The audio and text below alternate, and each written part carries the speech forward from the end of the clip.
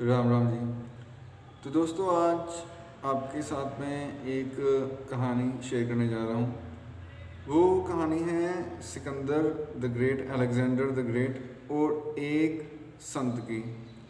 तो जब सिकंदर भारत को फतेह करने के इरादे से भारत में प्रवेश होना चाहता था, तब वो दरियाए सिंध को लांघ रहा था, क्योंकि जो हमारा धर्म है या हमारा देश है, पहले इस देश को भारतवर्ष कहते थे।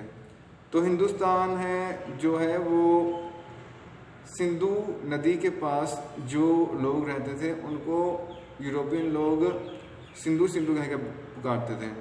तो सिंधु का ही एक बिगड़ा हुआ रूप है हिंदू। तो वैसे जो धर्म है हिंदू धर्म नहीं, सनातन धर्म है, और जो देश है वो भारतवर्ष है, हिंदुस्तान नहीं है। अब ये हिंदू धर्म और हिंदुस्तान शब्द प्रचलित हो चुके हैं।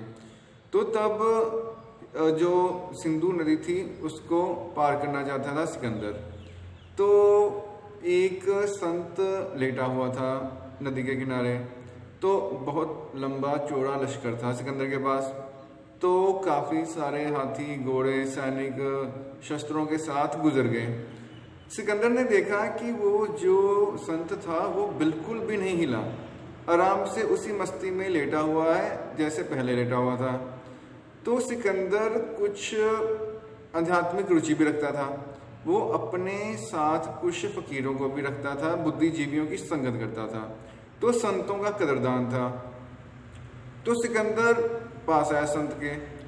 तो जब संत के पास आया सिकंदर, तो वो संत ब्रह्मज्ञानी थे, परमात्मा के साथ उनका तादात्म्य स्थापित था।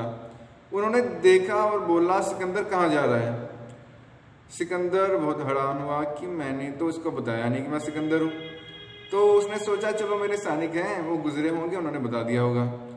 तो उन्होंने कहा, फकीरा सुन, मैं हूँ सिकंदर, यूनान से आया हूँ और मैं यहाँ पे हिंदुस्तान को फतेह करने आया हूँ। बोले अच्छा। वो बोले सिकंदर अच्छा ठीक है, हिंदुस्तान को फतेह करने के बाद क्या करेगा? तो सिकंदर ने कहा कि फकीरा मैं कोई आलसी बंदा तो थोड़ी हूँ, हिंदुस्तान को फतेह करूँगा, फतेह करने के बाद और देश फतेह करूँगा। फिर फकीर ने कहा कि ठीक है सिकंदर सुन, किसी और देश को फतेह करने के बाद फिर क्या करेगा? तो वो सिकंदर ने सोचा यार ये संत का सवाल तो ख़त्म ही नहीं हो रहा, तो इसका जवाब क्या दूं? तो उन्होंने बोला सुन फकीरा, अगर दूसरा देश भी फतेह हो गया तो मैं पूरी दुनिया को फतेह करूंगा। 1 इंच ज़मीन भी ऐसी नहीं होगी जिसमें सिकंदर का राज ना हो। तो फिर सिकंदर ने सोचा अब तो मैंने इसे उपयुक्त उत्तर दे दिया है, अब ये चुप कर जाएगा।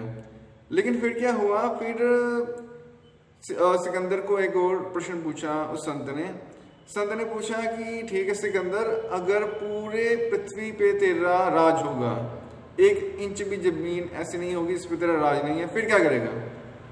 सिकंदर बहुत हैरान हो गया, क्योंकि ये तो सिकंदर ने सोचा ही नहीं था।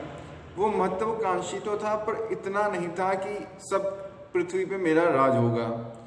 तो सिकंदर ने कहा कि जी अगर सारी पृथ्वी पे मेरा राज हो गया, मेरी महत्वाकांक्षा पूरी हो गई, तो मैं तुम्हारी तरह आराम से बैठूंगा। तो फकीर ने कहा कि सिकंदर इतना खून बहा के, इतने बच्चों को यतीम करके, इतनी सुहागिनों का सुहाग उजाड़ के, इतने माओं के बेटों को मौत के घाट उतार के तू आराम चाहता है? अगर आराम चाहता है तो मैं आराम कर रहा हूँ, मेरे साथ आराम कर ले। तो एक चोट पहुंचाई उस संत ने सिकंदर के मन में।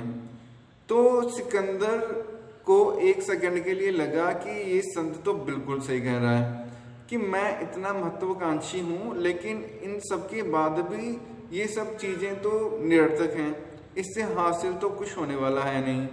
लेकिन फिर भी क्योंकि महत्वाकांक्षा काफ़ी ज़्यादा थी, वो आगे बढ़ गया।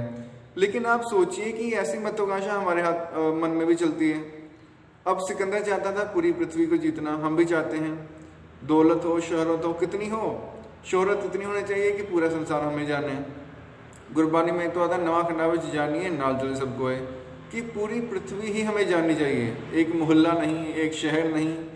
कोई किसी को जानता है तो बड़ा होता है, खुशी होती है, सीना फूल जाता है, यार वो मुझे जानता है, वो मुझे जानता है, पीएम जानता है, सीएम जानता है, एमएलए जानता है। तो अगर पूरी दुनिया जाने फिर बड़ी खुशी होती है। लेकिन जिन सेलिब्रिटीज़ को दुनिया जानती भी है, क्या वो सुखी हैं?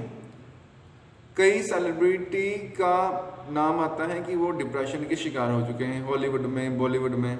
अगर ख्याति ही सब कुछ हो तो वो डिप्रेशन के शिकार क्यों होते हैं? या उनसे इंटरव्यू जब कोई लेता है तो रोने लगते हैं। कोई ना कोई दुख हर एक व्यक्ति को होता ही है, ये हमारे मन का वहम है, वो हो जाएगा, ये हो जाएगा तो हम सुखी हो जाएंगे।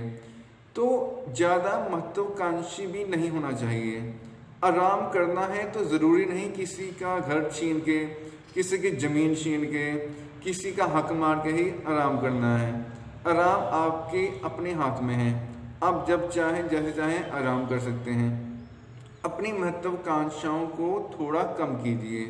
मैं ये नहीं कह रहा कि अच्छी गाड़ी ना लो या अच्छा घर ना लो, सब कुछ होना ज़रूरी है। अच्छा घर होना, अच्छी गाड़ी होना, बैंक बैलेंस होना, एक समाज में स्थान होना। अति सर्वथा वर्ज्यते, वेद वाक्य है कि अति किसी चीज़ की नहीं करनी चाहिए। तो जो आपको है उसमें संतुष्ट रहने की कोशिश कीजिए, और आपके पास ज़्यादा है तो जिनके पास नहीं है उनकी सहायता करने की कोशिश कीजिए। इससे आपका मन संतुष्ट होना शुरू हो जाएगा। आज आके तो सबको मन की शांति ही चाहिए। वो मन की शांति आप सरल उपायों से हासिल कर सकते हैं। उसके लिए ज़्यादा दौड़ धूप करने की ज़रूरत नहीं है। धन्यवाद।